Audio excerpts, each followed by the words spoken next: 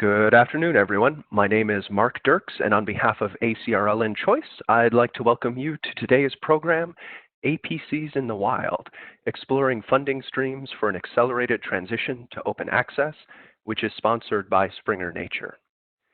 Today's discussion is one in a series of sponsored webinars from ACRL and Choice that addresses new ideas, developments, and products of interest to the academic library community. Free to users, these structured 60-minute live presentations provide the opportunity for interactive discussions of important new issues and developments in academic librarianship by librarians, vendors, authors, and other interested stakeholders. Before we get started, I'd just like to point out a few features of the webinar software. In the main area of the screen, you should be able to see the presentation materials. Along the right-hand side, you should see a Q&A panel and a chat panel. You can open and close those using the little arrows to the left of the panel labels. Please use the Q&A panel to submit questions to our speaker. At the end of the presentation, we'll have a few minutes to answer those questions, so please do send them in throughout. If you experience any technical issues, that's what the chat box is for. Please use the chat panel to send me a note, and we can troubleshoot the issue privately. Today, we are using the hashtag ACRL Choice Webinars during the event. So if you've got another screen handy, shout out to us. We're at choice_reviews on Twitter. I also wanted to mention that we at Choice are working on a new podcast called Patron Driven. The first series focuses on the Lone Star College Kingwood Library's recovery from flooding brought on by Hurricane Harvey. To learn more, visit choice360.org. Also note that we are recording today's program, and everyone who registered should receive a follow-up email with a link to the archive version. With that, we are ready to get started, so I will turn things over to Christy. Hello, everyone, and welcome to today's webinar. My name is Christy Gertz, and I'm part of the Springer Nature team. And on behalf of Springer Nature, we're so delighted to have you all here today. As Mark mentioned, today's presentation is sponsored by Springer Nature. Springer Nature is a global publisher dedicated to providing the best possible services to the whole research community. We help authors to share their discoveries, enable researchers to find, access, and understand the work of others, and we support librarians and institutions with leading research findings for their end users. Today's webinar is an opportunity for Springer Nature to share some key findings from institutional and author interviews on the topic of article processing charges, APCs. Our guest speaker today, Jessica Monahan, is our head of policy and performance in Springer Nature's open access team. Jessica is looking forward to sharing these key findings. One thing I do want to mention, and just mirror what Mark was saying on the introduction, that if you have any questions, feel free to put those in the chat box throughout Jessica's presentation. We will take questions and answer those in the end, but feel free to send those as we go along. So without further ado, I will pass the mic over to Jessica. Great, thanks, Christy. And thank you everyone for joining us. It's good to see so many of you on the line. I'm really looking forward to seeing your comments and your questions at the end. And we'll also have an opportunity for you to answer a brief poll during our first introductory section. So that should give me a bit of a sense of your awareness and your interest in this topic as well. So to give you an idea of what we're going to be covering in today's webinar, as Christy's mentioned, this webinar will be focusing on some of the key findings from a white paper that we released last month, looking at the topic of article processing charges, APCs, in the wild. I'm going to start with a brief introduction to open access and open research at Springer Nature for those of you who might be a bit less familiar with our work in this area. And then I'll quickly move on to some more information about the research that we conducted in this area to help you to understand what were the questions that we wanted to answer with this research, how we carried out our research, and then we'll move on to the two different areas that the white paper covers. So we'll start out with the survey findings from our Springer Nature authors, and then we'll move on to our institutional interviews that we conducted as part of this white paper. Finally, we'll finish up with a bit of information about our next steps As I'll probably mention and plug a few times during this webinar, as part of our research in this area, we are conducting further analysis and we're doing a survey of institutions, and we would really appreciate if this is something that you're involved in or if you have colleagues who are involved in APC monitoring, then please do share the survey or complete that, and there'll be a link to that at the end which you can go take a look at. The white paper itself has lots and lots of interesting findings. Obviously, I would say that having written it, but I hope you'll think so too. We'll be giving you a quick tour of it today, but there's a lot more data and information there, and the underlying data is also freely available on the Figshare repository. So if you're interested in this topic, I think there's a lot more that you can dig into there. So I will now get started with our introduction. Open research at Springer Nature is really an important part of who we are as a company. We see the rise of open research, including open access, as one of the major forces that's shaping the way that researchers are communicating and are collaborating. And we feel that this is a really important area in terms of advancing the pace and the quality of research discovery. Hopefully some of you will be familiar with our open access offerings for authors in terms of our fully open access journals, our open access options in some of our hybrid journals, but also open access as an option in our book portfolios for books and chapters, and other work that we're doing in the wider open research space, so including things like encouraging researchers to share their research data. And we have open access options across our various different imprints, and you might also have seen recently we've had some announcements about our commitment to open research and our aim of transforming our journals to open access over the course of the coming years. This is a really important area for us, and one that we are committed to working with the research community on. Why do we think this is important? As a leading open access publisher, we're really committed to open research and to open access because we think this is of great benefit to the whole scientific and research community.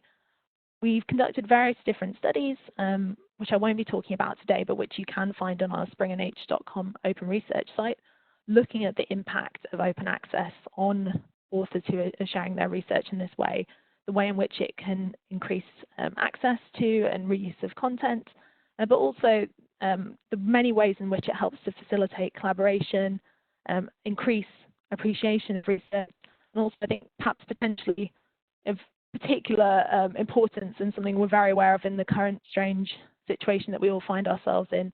It's really important to have research shared really quickly and to have free access and open access to research to help solve some of the really crucial problems that the world is facing at the moment. We believe that gold open access publication is the simplest, the most open and the most sustainable route to open access, and that's what we're going to be focusing on today when we're looking at the question of APCs in the wild. So today, the white paper that we're discussing explores the role that increased monitoring of APC funds could play in speeding up the transition by considering how having a better understanding of APC funding sources might allow institutions and research funders to harness those funding sources and then to bring those together in a way that can help accelerate transition. With our commitment to open access and our interest in this area, we're really keen to work with the research community to examine some of the key challenges that could block this progress to OA.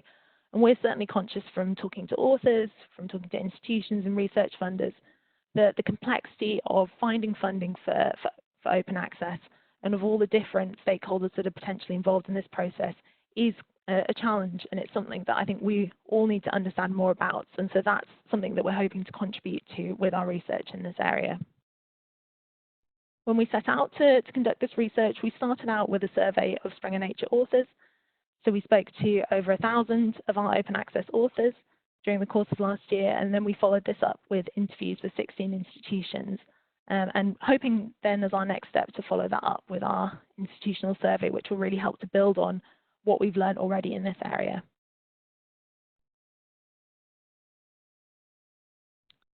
So I'm going to tell you a little bit more about what we hope to understand with this survey. And I think at this point as well, the poll has now gone live, so please do take a look at that. We'd like to understand whether you're personally involved in monitoring article processing charges for authors at your institution, or if that is something that your institution is doing, even if you're not involved. And we'll take a look at those poll results after the next couple of slides so that we can have a sense of what your level of engagement with this is and understanding. So what did we want to understand when we set about looking at this topic? We felt from what we'd heard anecdotally that potentially a better understanding of APC funding sources could be really key to the open access transition, but didn't really have a clear sense of what the APC funding landscape looks like at a practical level. So what types of APC funding sources are being used by Springer Nature authors? Does that vary by different journal types, so by fully open access journals where all of the content is openly accessible, or with hybrid open access journals where authors have the choice to publish by the open access route or the subscription route? And also, I think, interestingly, does this vary by the location that the author is based at? The other key component of this was how much visibility institutions have on APC funding. Are they employing any methods to understand and to have a view on what the APC funding sources are for their researchers? And are there any lessons that we could learn from institutions already or pain points that could point us to a future where improved monitoring could help support the use of those funds towards open access and support a transition to OA? I'm certainly aware from the various roles that I've had in Springer Nature and my interactions with authors and institutions that a huge range of different APC funding sources are being used. This graph is quite complex. You can take a look at it in more detail in our white paper itself, but I wanted to give you a sense at a starting point of the different types of APC funding sources and just the messy nature of the landscape that we were interested in understanding. So on the left-hand side, you can see the different types of funding sources that we asked authors about use of. Some of these come from institutions, which are the kind of bluey, aquamarine coloured blocks. Also, APC funding sources for Gold Award publication from research funders in purple, and then a few other funding sources as well from ad hoc other funds, whether from personal funds or from co-authors or other organisations. And at the top of the screen, the funding sources that we have above the dotted line are those that are centrally managed, whether by the institution or by the research funder. Those might be through arrangements with publishers, such as transformative agreements like Read and Publish, the Springer Compact agreements that you might be aware of. It could be through individual APCs that are supported by dedicated funding sources, such as institutional open access funds, or it could be through fully open access publisher agreements. And our expectation when looking at the APC funding landscape was that these would be the APCs that would be more easily monitored by institutions and funders because they're being centrally managed. However, there are other funding sources at the bottom half that you can see, which whilst they potentially are coming from institutions and research funders, aren't being centrally managed in the same way because they're not particularly dedicated to open access. They're more ad hoc in nature. And for these APCs, a term that has been thrown about over the past few years is APCs in the wild, the ones that are out there, but that you might not really know where they've come from, or even if they exist.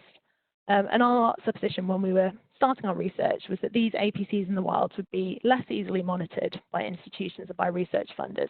That might actually make it much more difficult if organizations are looking to transition towards open access to have a complete picture of what the different existing APC funding sources are and how those could be channeled appropriately to support open access. So, Mark, I'm not sure, has the poll now been closed or are we still finishing that up? The poll has closed and you should be able to see the results there. Oh, great. Okay, so we asked you, are you personally involved in monitoring article posting charge spending by researchers at your institution? And gave you a variety of different options here to respond.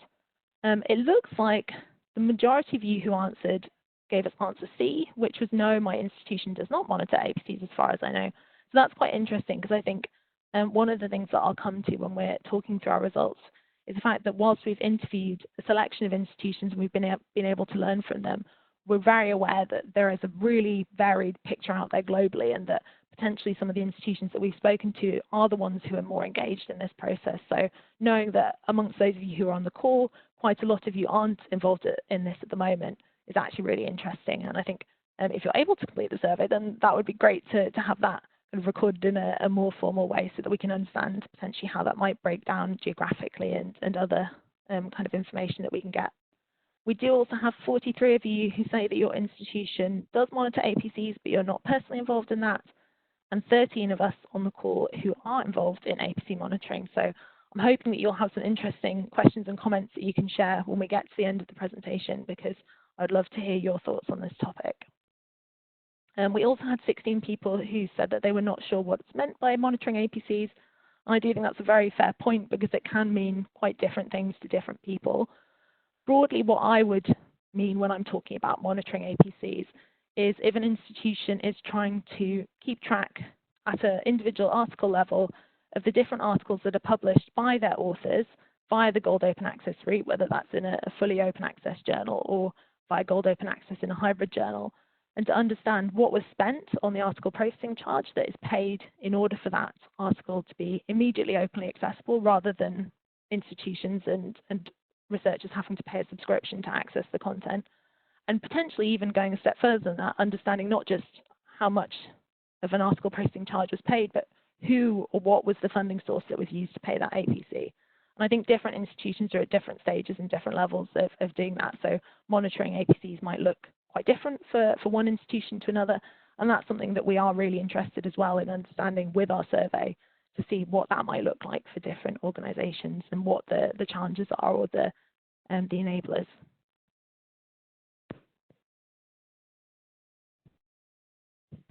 Right, so next up we will move on to the findings of our Springer Nature author survey.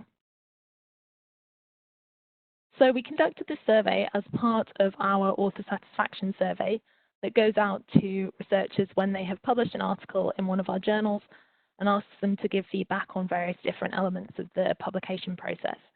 What we did was, during the course of last year, for a period of time, we introduced some additional questions into our author satisfaction survey, which were targeted at all authors who'd published via the Gold Open Access route, whether that was in our fully open access journals or in our hybrid open access journals. And we asked them, for this APC, for the journal article that you've just published with us, please can you tell us which of these different funding sources you used to pay the APC? And they were able to choose multiple different sources out of that whole array of different funding sources that I showed you on that previous colourful slide. They were allowed to pick multiple sources because we understand that some authors are combining different sources. And we then followed that up with questions about how they had paid, who'd organised the actual payment of that APC, and also whether they thought that the institution was aware of that APC or would be able to monitor it if they chose to. And it's been really interesting. There are lots of different ways that we've looked at this data, and those are all available in the white paper. I'm just going to show you a few of the graphs and some of the interesting insights that we saw. So the first thing that we did when we looked at the results of our author survey was to classify the responses that authors had given us when they told us what funding sources they had used into those funding sources that were at the top of my chart that I was showing you, that we regard as being more easily monitored because they are managed by institutions or research funders and are dedicated to open access, and those funding sources that we regard as being in the wild because they aren't being centrally managed and so might be a bit more difficult. And actually we found that for the 1,000 plus authors who answered our survey, over a quarter of those were only using wild APC funding sources. So you can see on the left-hand side of this chart in the paler blue, 27% of our OA authors only used wild APC funding sources. And so that means that potentially for that quarter of our articles, institutions and research funders might have very little idea, unless they're engaged in efforts around tracking and monitoring APCs. They might have very little idea of what funding source has been used for that article, or even that that article is open access and that an APC has been paid. On the right-hand side, you can see there are also authors who only use APC funding sources that are more easily monitored. So they didn't use any wild APC funding source, and that's 23%. But actually, the largest proportion of our authors, at 50%, use a combination of those two different types. And I think this really speaks to the complexity for authors and for institutions and funders of finding and bringing together funding for APCs at the moment. It's potentially quite an administrative burden for authors to have to bring together these different funding sources, some of which are dedicated to open access and some of which are more ad hoc. And that might also add to the complexity of trying to monitor and understand the funding picture if that's something that their institutions or research funders want to do. Below the top line, we also have this result split for our fully open access journals. So these are the journals that only publish open access content, and our hybrid open access journals. So these are the cases where authors chose for that most recent article that we were asking them about to publish via the open access route.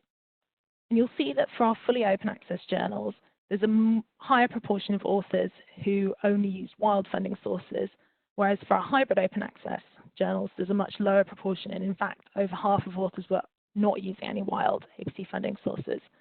And whilst that's interesting, I think we also have to bear in mind that this reflects the funding landscape for Springer Nature authors in particular. As some of you might be aware, on our hybrid open access portfolios for a number of years, we've had transformative read and publish agreements, our Springer Compact agreements, where consortia of institutions have centrally collaborated to fund the costs of APCs and also the costs of publishing, of reading access to subscription content in our portfolios. And so for those authors, the APCs are being centrally covered, and so I think it naturally would be expected that for Springer Nature hybrid open access, there is a lesser degree of wildness in APCs because of these central funding models that we have with a number of different consortia. The other way that we split this data was to look where we had large enough base sizes in our data at the different regional and country splits that we could examine.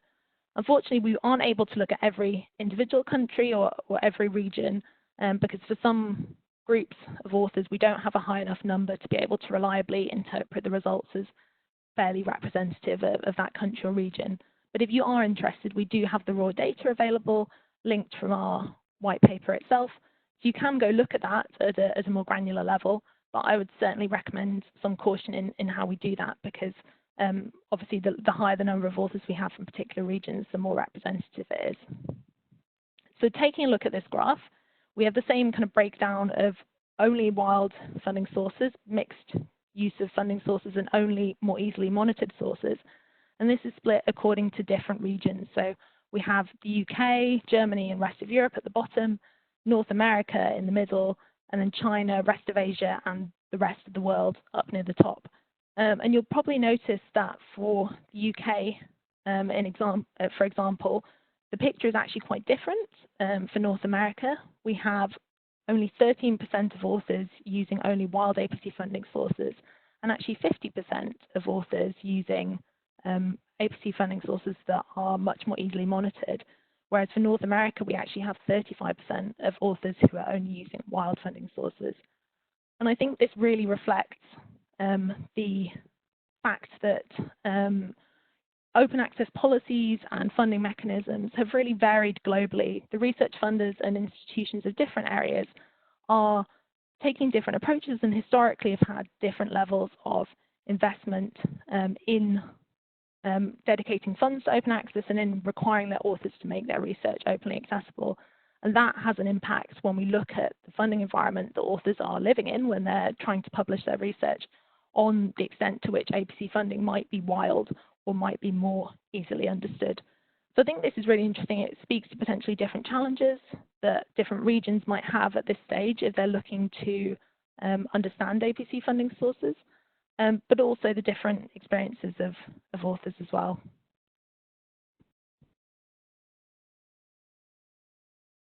So to look at this in a bit more detail, when we look at our fully open access authors, we have here a graph which shows the individual types of funding, so not just whether they are in the wild in the bottom half or more easily monitored, but also what those particular funds are.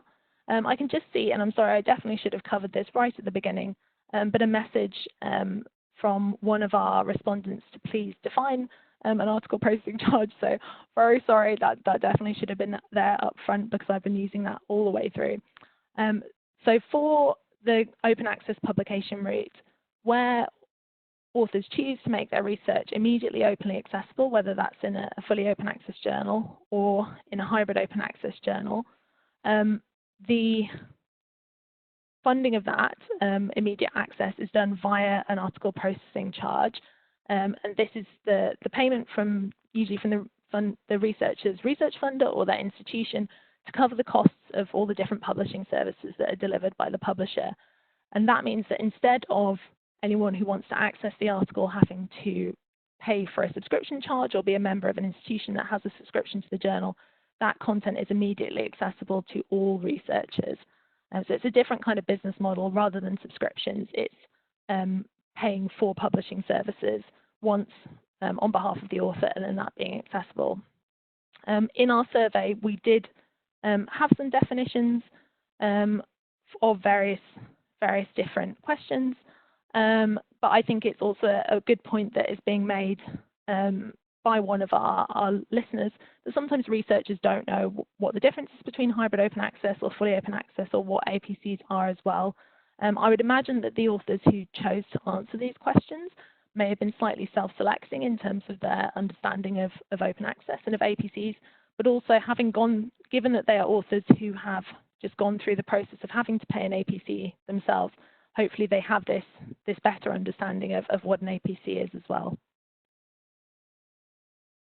So in terms of what we see when we looked at the results for our fully open access, for authors who just published an article in one of our fully open access journals, you can see that the most common source, which 29% of authors had drawn upon, was funds from their institution that were not dedicated to open access. And I think that's really interesting because actually it suggests that whilst our second most common source is dedicated OA funds from their institution, it suggests that it's actually very common for authors who are publishing in fully open access journals to find funds that do come from their institution, but that might not necessarily be visible to the institution themselves in a kind of centralized, monitored way, because they're a bit more ad hoc. That could be, potentially departmental funds or other ad hoc sources of funding.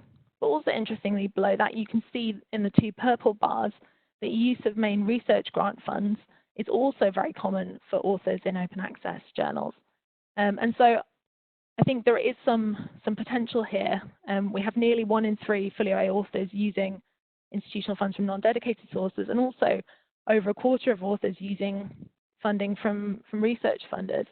And so this potentially offers opportunities for harnessing funds that institutions and research funders might not currently be aware are already part of this open access funding landscape, but could be brought together in a more consistent way to help and make it easier for researchers to publish open access. There are lots of other options here that they had to select. In the interest of time, I'm not going to go through all of these in a lot of detail, but we do have lots of commentary and analysis of this in the white paper, so please do take a look at that. The other question, the second question that we posed authors was who had been involved in the process of paying the APC. And most common for authors, both in our fully open access journals and in hybrid open access journals, was authors' institutions paying the publisher directly on their behalf. So we had nearly half of fully OA authors and over half of hybrid open access. And that, I think, does present an opportunity if the payments are being handled by institutions, and if those institutions are interested in monitoring funding sources, that could be a potential intervention point. But we do still see, particularly for fully open access journals, almost 1 in 3 of our authors publishing there have paid the publisher themselves directly. That doesn't necessarily mean that the money was their own personal funds, but they had arranged that payment.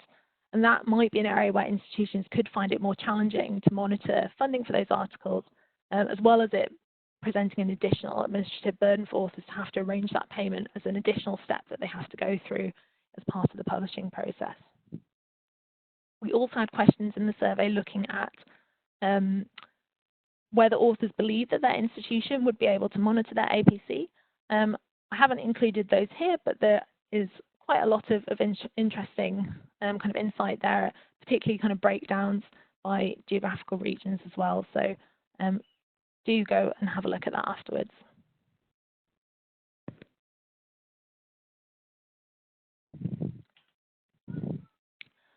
So next up, we are going to be talking about the institutional interviews. And this was the second part of our research that we conducted to help complement what we'd seen from the author side with understanding the experience of some institutions.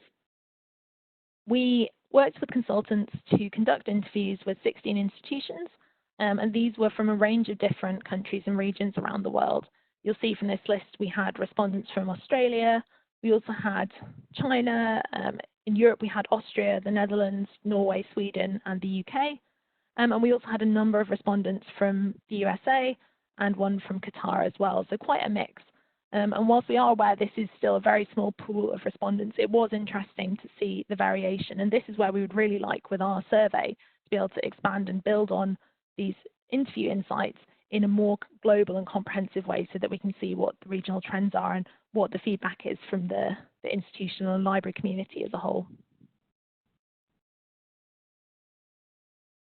We conducted these interviews and asked institutions to tell us more about their motivations for if they were monitoring APCs, whether they were doing this, to what extent, and also to understand what were the challenges that they faced and what were the methodologies that had been successful for them if they had been monitoring APCs. And from this pool of institutional interviews that we conducted, there started to be a few different groups that we could see amongst institutions. This is obviously something that we would like to verify and explore in more detail with our survey. But broadly, and I think unsurprisingly, we see that as institutions are more involved in distributing and managing APCs, and as they're more committed to a transition to open access, there's a lot more effort and focus on APC management and monitoring. So for some institutions, which at the moment we've got grouped under Model A, there were separate financial streams completely for subscriptions to journals and for researchers making their own arrangements to pay article processing charges out of whatever wild APC funding sources they had access to. So there wasn't really any effort from institutions. It wasn't a priority for them to understand APC funding sources, and so understandably there isn't monitoring there. There might be also some institutions, perhaps some of those who are on the line with us as well, where we still have separate financial streams, but there is an institutional open access fund that has been set up. Potentially that could be only to fund fully open access APCs, or it could be to fund both fully open access and hybrid, but that does bring some level of monitoring because the institution is keeping track generally of the APCs that they're funding through that stream. Interestingly, there are a smaller number of institutions where the library and the institution are really committed to a transition to open access, and this might be driven either by the attitudes and the policies of the research funders, and this is particularly often the case in Europe, where a number of research funders, taking the UK for an example, have had strong open access policies, but also put dedicated open access funds into the hands of institutions to distribute on their behalf, and that's really led to strong workflows for monitoring APCs. But we also see institutions both in Europe and elsewhere where the library is really in the lead. The institution is looking to transform their budgets to help support open access, so looking to move from a subscription to an open access model. And we have a lot of detail in the white paper of the different experiences of those institutions, the different methodologies that we saw in terms of the resources they were using to try to understand the open access publications and the payments of their authors, and also some of the challenges. So I will be brief in my summary of this, but I think what was interesting was when we asked institutions to estimate what proportion of APCs that were being paid by authors at their institution were monitored, there was such huge variation in the proportion that they estimate, and some of them found it really difficult to even put a number on it. Obviously, if you're not actively monitoring, or if you have quite limited monitoring activity, then it's very difficult to make that estimate.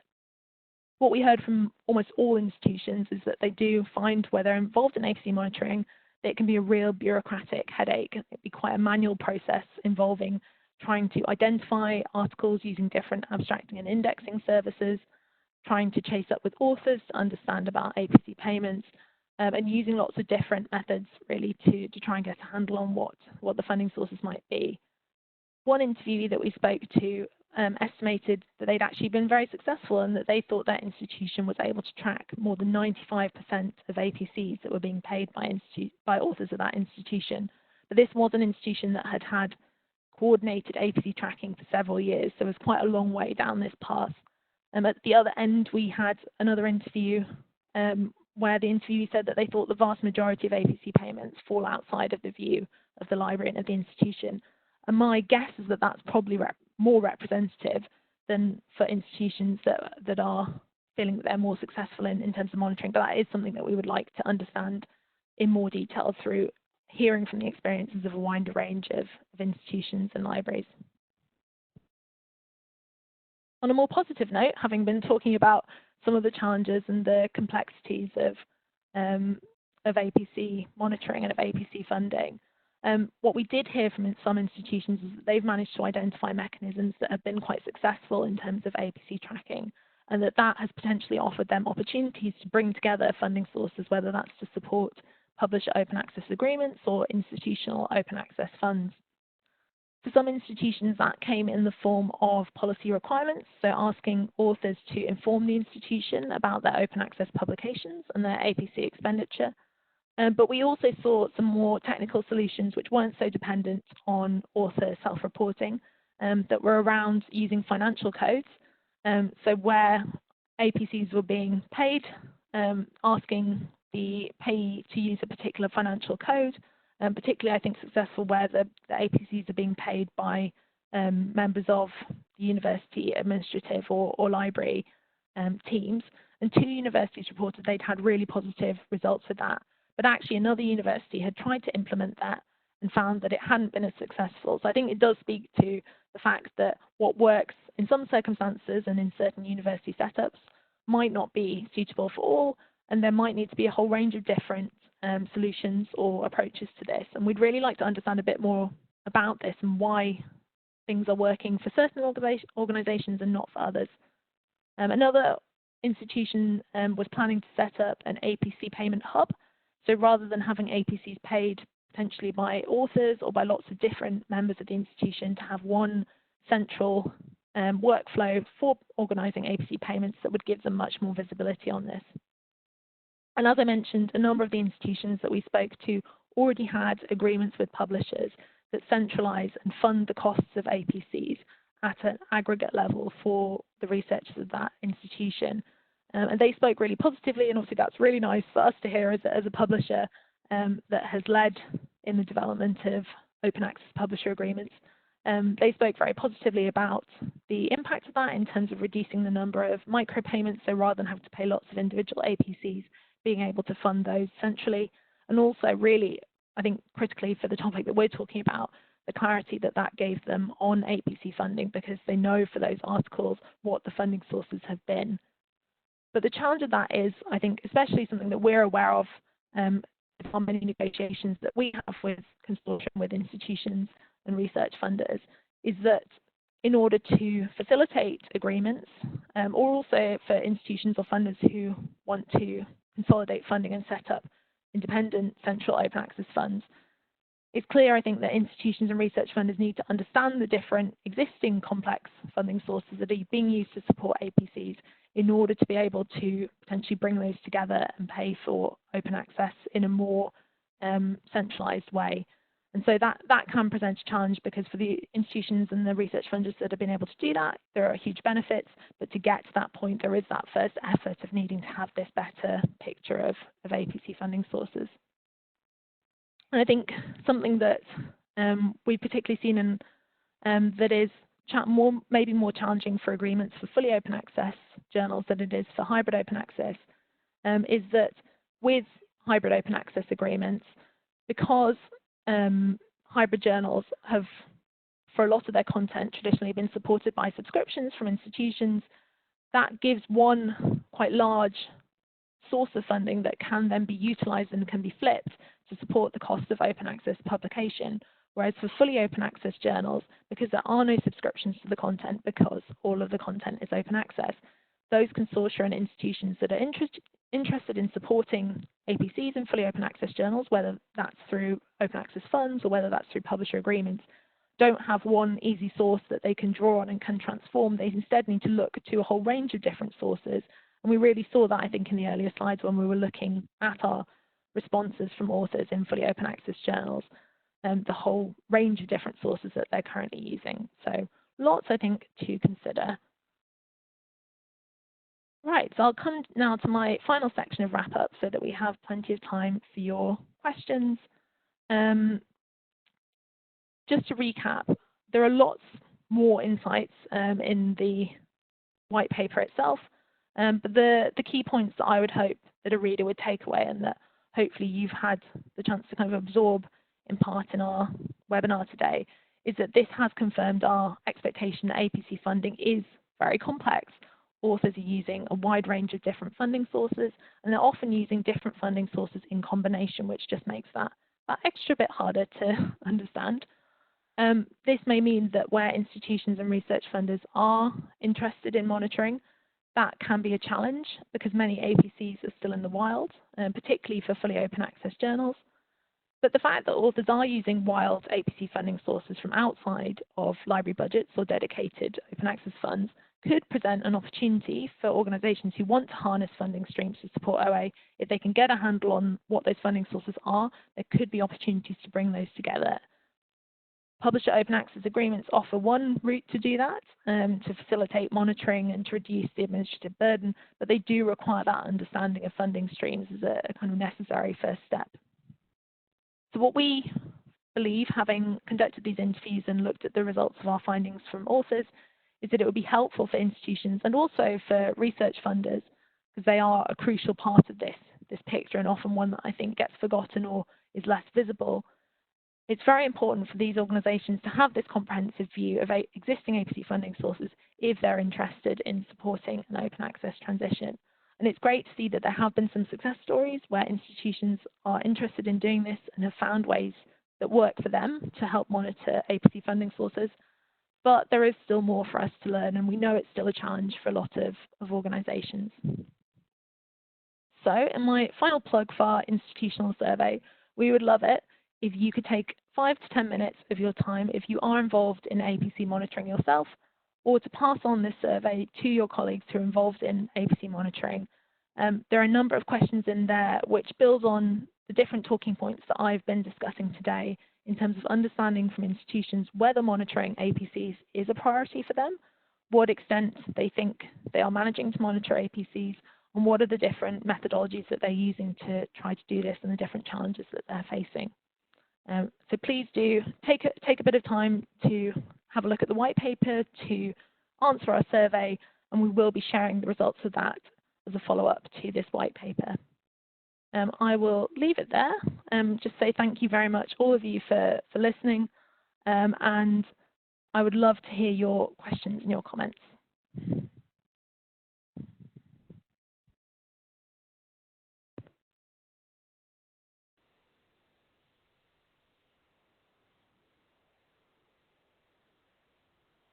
I think Christy is going to be looking through the questions if you want to start submitting those in the Q&A section, and that we'll then work through as many as we can to respond in the quarter of an hour or so that we have.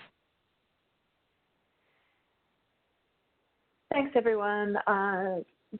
Jessica, we have some questions here that were coming in early on. So what I'll do is, I think some of these you might have answered, but just in case, just to make sure that everyone's caught kind of the answers as you were presenting through, I'll read some of these out. So first question, what is the difference between all open access and fully open access?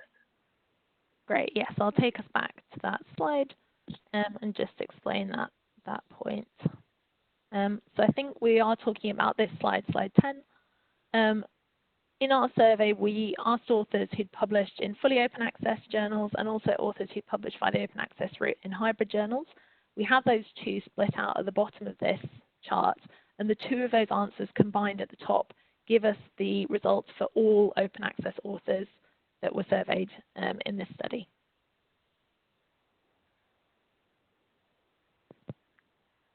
We have a question here about the geographical spread.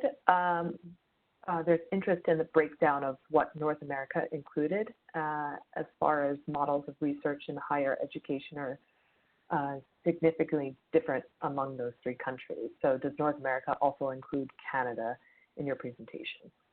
Yes, yeah, we did have some responses from Canada, but as the number of those responses was relatively low, we did combine that in with the rest of North America. But if you're interested, you can go take a look at the data that lies behind the survey, which, as I mentioned a couple of times, is available and linked to from the white paper itself. And there you can see if you would like to look in more detail at what the responses are specifically from authors based in the USA or from authors based in Canada as well. And the same goes for other geographic regions. We have here the regions that were, I think, large enough for us to feel relatively comfortable in talking about trends across all of these. Obviously, it would be great in terms of our responses to our institutional survey as well. If we do get enough responses from different geographies, then we'll also want to look at how those map out differently. And I think we are very aware that there is also variation between institutions in particular regions, especially when you're talking about somewhere as vast as the USA, that there can be a lot of difference between institutions of different types. And I know that there was, I think, a comment in the chat from one of our attendees about the different institutions that we'd interviewed and whether we're planning on talking to institutions at of different types and sizes. That's definitely something that we would like to capture in our wider institutional survey, and that's one of the reasons why we wanted to do that as a follow-up, is to get this more diverse range of responses and to be able to break that down. We've asked, I think as one of the survey questions, a little bit more information from respondents about the type of institution that they're based at. So hopefully that will give us a bit of insight into whether there is variation in that respect. Another question, do you have insights or information on what entity within the institution handled payments? Was it the library, Office of Research, or some other department? Yeah, I think it's quite varied actually. There are some organizations, particularly in countries where gold open access publication is more well established and where there is a lot more dedicated funding for open access, that might have a dedicated open access team that is responsible for managing APC funding and managing APC charges. But we might also see examples of institutions where this is handled within the library or within offices for scholarly communication. It is quite varied, and that is one of the questions that we ask in our institutional survey, is which group or which department within the institution, if there is APC monitoring going on, which department does that? Because I think from the 16 interviews that we did, obviously we've got a sense that there is variation, but we can't really have a sense of whether there is consistent patterns in this. So I think that is something that we'll definitely look to learn more about. And it's good, I'm pleased to hear that the sorts of questions that we're asking in our survey are questions that you have too, because I think that suggests we should get some insights that might be interesting to those of you who are on the call as a kind of follow-up. We have a couple questions about tracking. The first one is, do you know how they were able to track? So there's actually variation. They use different methodologies. Some of these I spoke about quite briefly. If I move back to the slide from the institutions, some of them were using things such as accounting codes. So whenever the institution made a payment that was for an article posting charge, they would tag it with a particular code, and that would allow them, when they're looking at their finances, to understand which payments related to APCs. But obviously that doesn't necessarily provide data on what was the funding source that was ultimately used for that APC. So actually what we heard from a few institutions was that they were doing quite a lot of manual work to build up this picture, potentially starting with trying to get an understanding of which articles were open access. So that might be through using abstracting and indexing services like Web of Science or Scopus or Dimensions. So searching for publications from their institution. And actually in the last couple of years, there has been huge developments in terms of data that's available through those databases about which articles have been published via the open access route. And so using that data to understand which articles are open access, and then potentially following up to see which of those articles they have records for in terms of their own funding of APCs, and therefore which articles left over have been funded through some other sources, and in some cases trying to follow up to understand more about, with the authors, what sources they had used. But I think that's more on the extreme end of institutions that are very dedicated to understanding APC funding sources. For the most part, I think, and this is what I'm really interested to see when we get our survey results from institutions, I imagine that for APC funding sources where the funding itself is being administered by the institution, that there would be much more consistent tracking and understanding of that. And what I don't know is the extent to which institutions are currently trying to track where APCs are potentially being funded out of sources like authors' research grants. And that I would be really interested to know, because we see that as quite a common funding source, but I don't know that institutions necessarily have much visibility on that. Jess, regarding multiple authors per article, is it usually sometimes the lead author institution who pays for the APC, or is it divided among authors? So what's most common, and the way that I think we and many other publishers manage APC payments, is that the first corresponding author of the paper, in addition to their responsibilities for corresponding with the publisher to coordinate the publication of that article, would also be responsible for arranging APC payments. In terms of the sources that authors choose to use to pay their APCs, we do see some authors, if I go back to our fully open access funding sources slide, you'll see here at the bottom in green, one of our other funding types that we asked about was whether they had, so I should have started this with a slightly clearer statement. The authors here that we were surveying were the first corresponding authors on the paper. They're the ones who give us our responses to the author satisfaction survey, but also the ones that we would expect to be most involved in arranging for the APC funding and payment. And so 10% of those authors who we surveyed said actually they had drawn upon, not necessarily for the whole of the APC, but to some extent they had drawn upon funds from their co-author, whether that's their co-author's research funder, their co-author's institution, or even personal funding.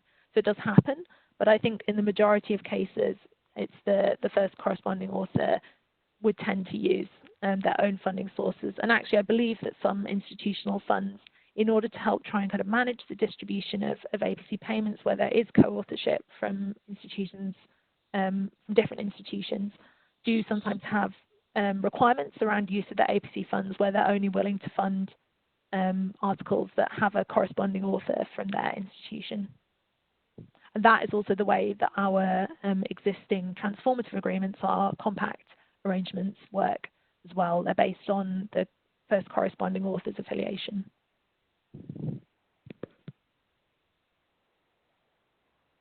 As my institution hasn't truly embraced but is very interested in Gold Open Access, I'm wondering if Gold Open Access within that, does the contract structure still involve a transfer of contract structure? I think it's copyright there.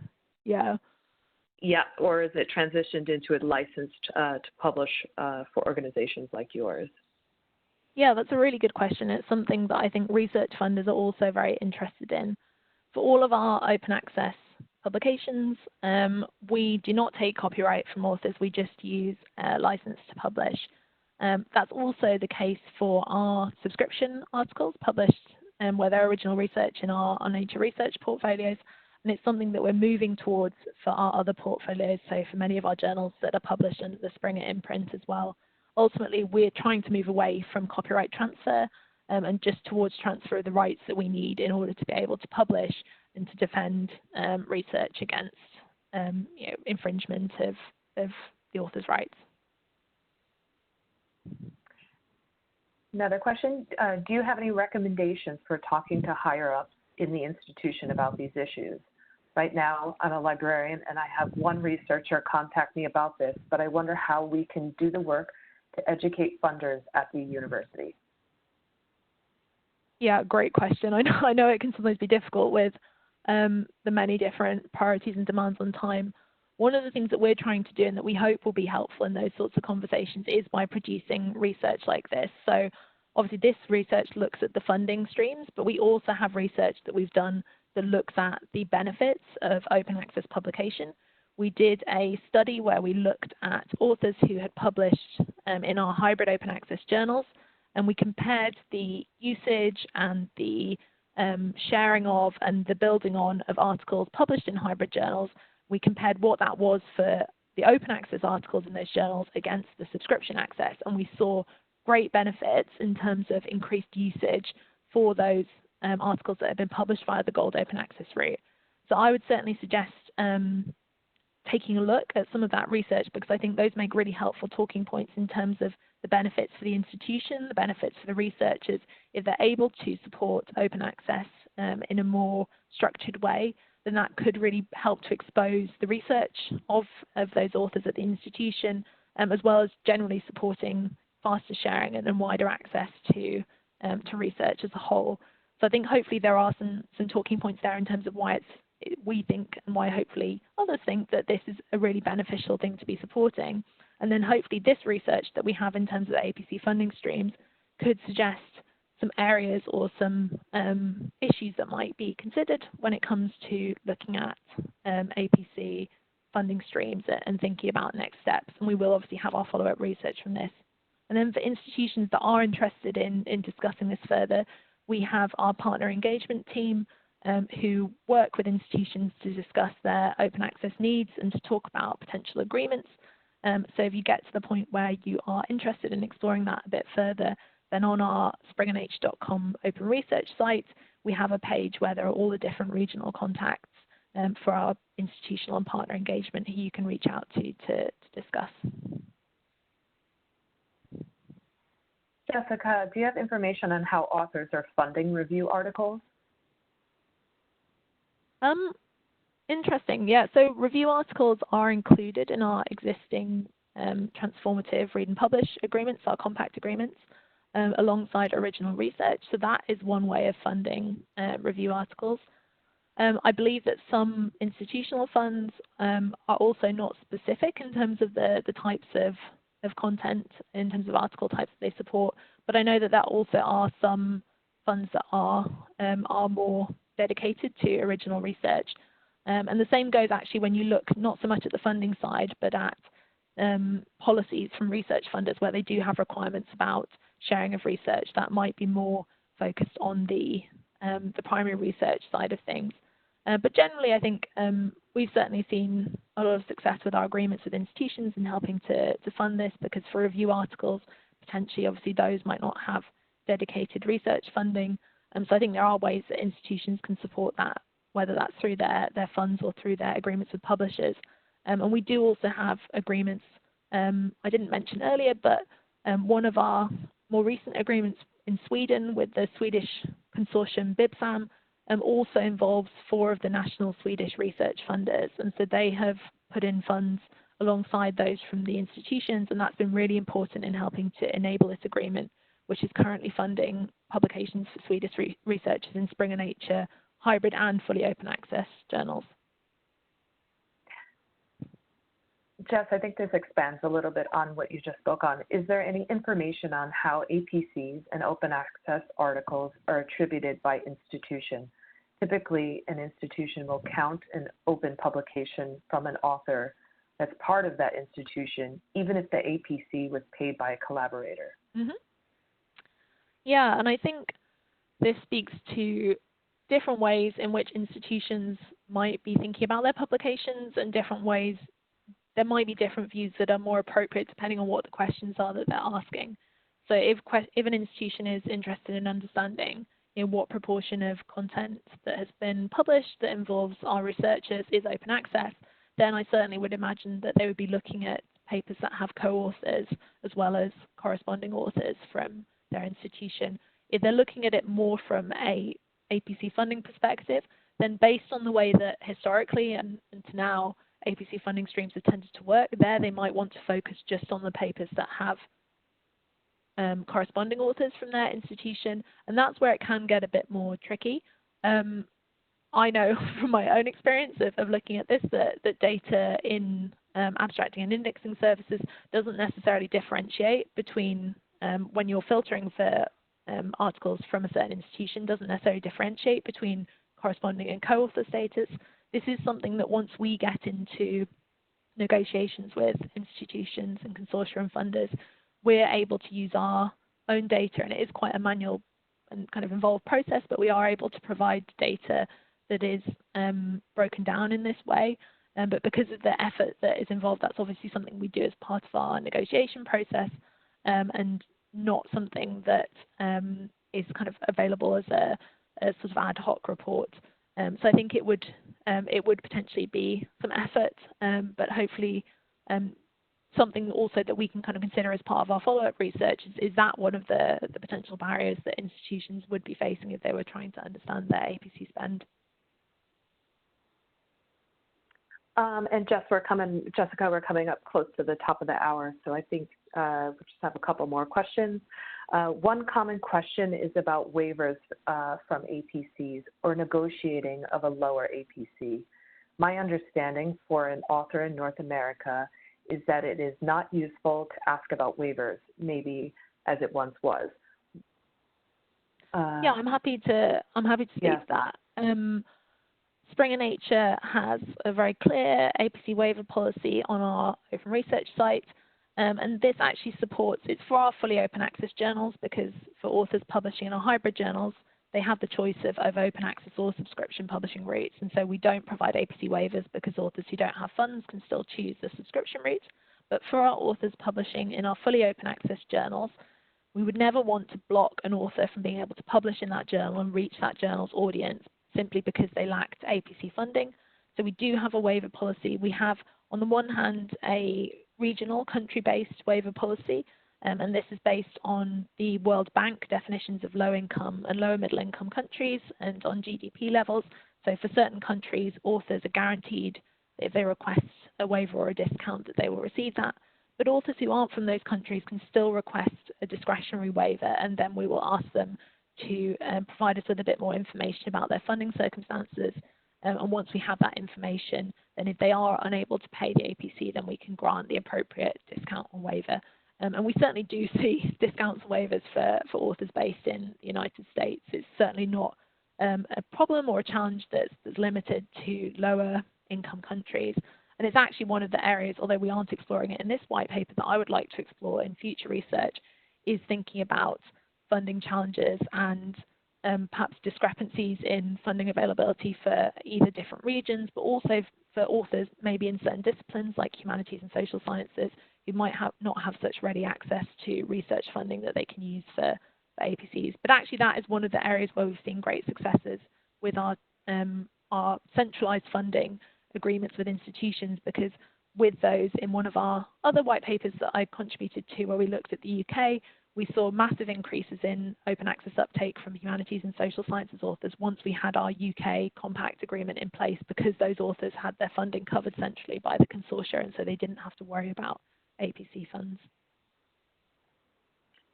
Jessica, we have a question here which might actually relate to what you were just saying about further research and whether or not you have a question to this one. Have you done any researching looking at researchers who have had difficulty obtaining funds for APCs? The difficult question to answer would be who wanted to publish OA but couldn't afford it.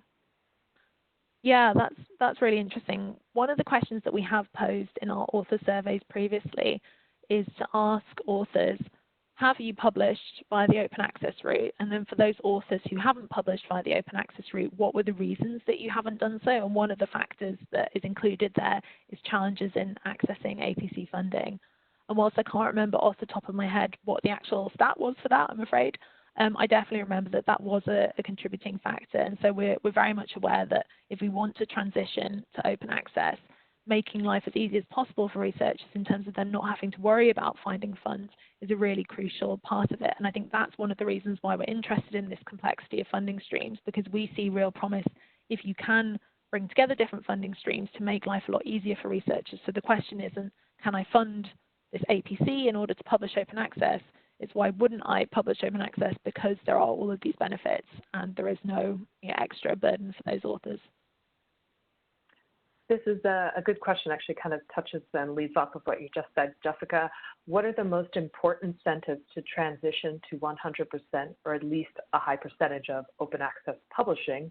And is there a concern with some wild funding sources being commercially or politically motivated? Okay. So in terms of incentives to transition to open access, I think for different stakeholders in the process, there might be somewhat different incentives, but broadly I think for institutions, for researchers, for funders, and for publishers, all of us might have some shared incentives there in terms of facilitating the value and realizing the value of research. So research funders don't want their research to be wasted. We don't want to see the duplication that we have where the same research is being conducted multiple times because it's not well known that this has already been conducted because of access issues. Researchers and institutions and funders will also want to see as much reuse and kind of access to and impact delivered by research as possible. And we believe that that is actually a really important incentive for open access because of the studies that we see which show that where content is openly accessible to everyone, that as you might expect, that does lead to greater impact from the research. But I think counter to those incentives for open access, there are some barriers, particularly for researchers in terms of understanding open access. It's an extra thing that they have to think about. It's extra admin that they have to go through. And the same might be true for institutions as well. And so in order to enable that, it's also about removing some of those barriers, as well as, I think, trying to drive demand by educating about the incentives. And that's actually one of the things, I won't go into this in detail because I know that we are running over time, but one of the important areas that Springer Nature is now committing to with our recent announcement about moving from hybrid journals, which are agnostic to whether content is published via the open access or the subscription route, to making our journals into transformative journals. And they're a key part of why they would be transformative to open access, is because rather than just offering a choice, they would be really encouraging authors to consider open access publication by providing them with information about the benefits and by providing stats and metrics about the usage of the open access articles in that journal versus the subscription articles, as well as, I think, from our side, lots of information about potential funding sources and agreements and things. Sorry, I know there's a second part to that question. I'm not sure I fully understand that part about concerns around wild funding sources being commercially or politically motivated. Okay, well, I think we'll leave it at that. Just for the attendees who are still on the line with us, thank you for staying over. There were some questions about the survey itself and also the white paper. So in the chat box now, I will share with you the white paper and the survey. Additionally, the slides and also this recording, the white paper and the survey, if you keep an eye out for an email in the next 48 hours, all of those items will be sent to you. So.